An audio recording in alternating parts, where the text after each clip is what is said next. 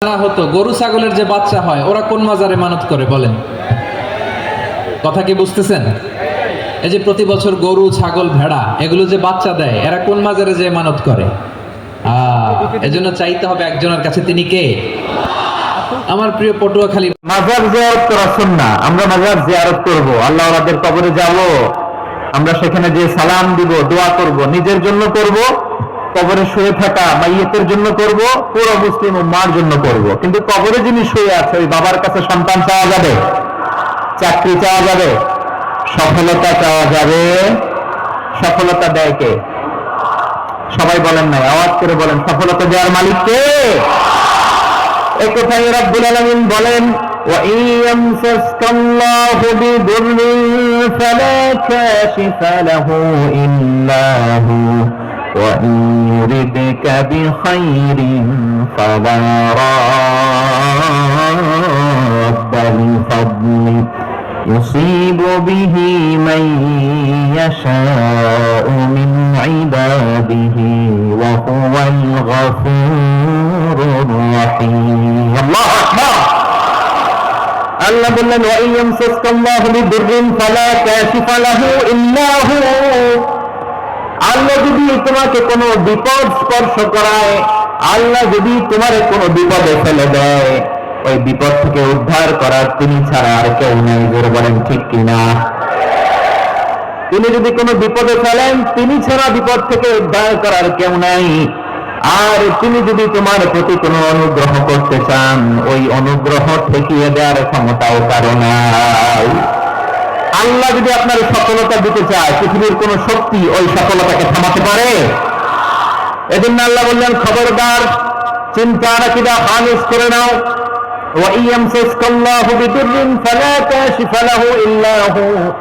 আল্লাহ বিপদে ফেললে বিপদ থেকে উদ্ধার করার কেউ থাকে না। আর আল্লাহ যদি তোমার প্রতি দয়া দেখাতে চান, অনুগ্রহ করতে চান, ওই অনুগ্রহকে প্রতিরোধ করার মতো ক্ষমতা কারো নাই। তিনি তার বান্দাদের মধ্যে থেকে যাকে ইচ্ছা তাকে দেন, যত ইচ্ছা তত দেন। তিনি ক্ষমাশীল, তিনি মেহেরবান। সুবহানাল্লাহ। তিনি ক্ষমাশীল, তিনি মেহেরবান। তাহলে এই আয়াত থেকে আমরা বুঝতে পারলাম, আমরা যদি বিপদে পড়ি আমাদেরকে কেউ বাঁচাতে পারে না। আমার বাবা আমারে বাঁচাতে পারে? হ্যাঁ? আমার মা আমাকে বাঁচাতে পারে? আমার বন্ধু আমারে বাঁচাতে পারে? আমার দলের কর্মী আমাকে বাঁচাতে পারে? আমার পীর সাহেব আমারে বাঁচাতে পারে? আমার পটুয়াখালীর ভাইয়েরা খেয়াল রাখবেন, বাঁচাতে পারে এক মহান সত্তা, উদ্ধার করতে পারে এক মহান সত্তা। চিৎকার করে বলুন, তিনি কে? আবার আল্লাহ বললেন, আম্মান ইউজিবুল মুত্তারা ইযা দাআহু ওয়া ইয়াকশিফুস সুআ ওয়া ইয়াজআলুকুম খুলাফাআল আরদ আইলাহুম মা'আল্লাহ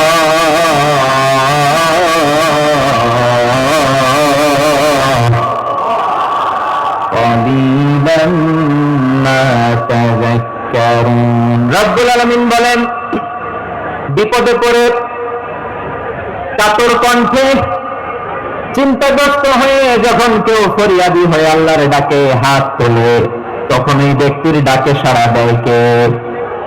সবাই বলুন, কাতর কণ্ঠে বিপন্ন অবস্থায় আপনি যখন কেঁদে কেঁদে হাত তুলে আপনার দুঃখের কথা জানান, আপনি যখন ডাকেন তারে, তখন আপনার ডাকে সাড়া দেয় কে?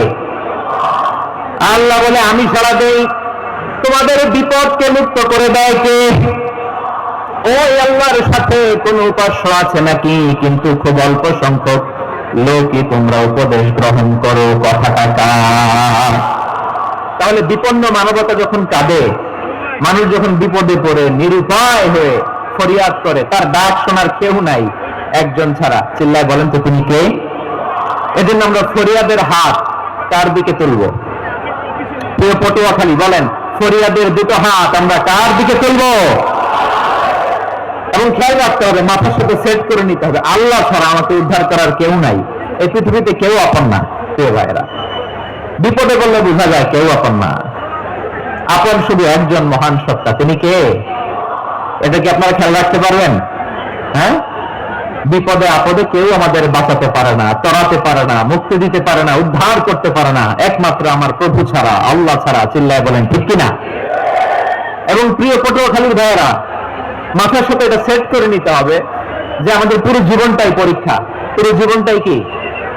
The life is a test. পুরো জীবনটাই পরীক্ষা। এই জীবনে বিপদ আসবে, আপদ আসবে, পরীক্ষা আসবে, সবার জীবনে এটা থাকে। এক একজনের পরীক্ষা এক এক রকম। আমার পরীক্ষা একরকম, মাসুদ ভাইয়ের পরীক্ষা একরকম, চৌধুরী সাহেবের পরীক্ষা একরকম, আপনার পরীক্ষা একরকম, ওনার পরীক্ষা আবার আরেক রকম। পুরো পৃথিবীটাই পরীক্ষা ক্ষেত্র, সবাই পরীক্ষা দিচ্ছি, কিন্তু কারো পরীক্ষা প্রশ্নের সাথে কারোটার মিল নাই। সুবহানাল্লাহ পড়বেন না? পুরোটাই পরীক্ষা ক্ষেত্র, সবাই পরীক্ষার্থী, কিন্তু প্রশ্নপত্র একটার সাথে আরেকটা মিলে না। One doesn't match the other. একজনেরটার সাথে আরেকজনেরটা মিলে না। কাউকে আল্লাহ তাআলা ধনী বানিয়ে পরীক্ষা করেন। কি বানিয়ে? কথা কি বুঝতেছেন নাকি কষ্ট হচ্ছে? কষ্ট হচ্ছে আপনাদের? কাউকে আল্লাহ ধনী বানিয়ে পরীক্ষা করেন, আবার কাউকে আল্লাহ তাআলা গরিব বানিয়ে পরীক্ষা করেন, কাউকে আল্লাহ অসুস্থ বানিয়ে পরীক্ষা করেন। কেউ দেখবেন যে দুরারোগ্য ব্যাধিতে আক্রান্ত, ডাক্তার বলেছে আর সময় নাই, দুরারোগ্য ব্যাধি, ক্যান্সার, যার নেই কোনো অ্যান্সার, তার জন্য পরীক্ষা হচ্ছে এই রোগ। আরেক লোক দেখবেন তার আবার রোগ বালাই নাই, মাশাআল্লাহ, তাকে আল্লাহ তাআলা আর্থিক দৈন্যতা, দারিদ্রতা দিয়ে পরীক্ষা করছেন। এরকম আছে না নাই? টাকা পয়সা নাই, দিন আনে দিন খায়, যা আছে তাতে চলে না, এটা তার জন্য পরীক্ষা।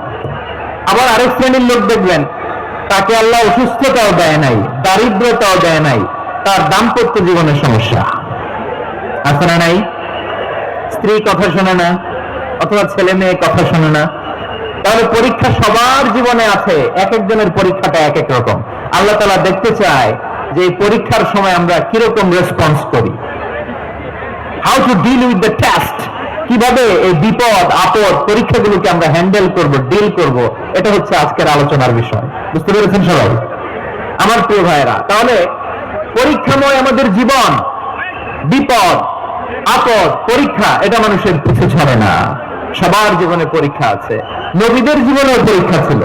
সাহাবারা জিজ্ঞেস করেছেন, ইয়া রাসূলুল্লাহ, আইয়ুন নাসি আশাদ্দু বালাআন ফিদ দুনিয়া, এই দুনিয়ার বুকে তাদের পরীক্ষা সবচেয়ে বেশি? বিশ্বনবী বলেছেন, আল আম্বিয়া।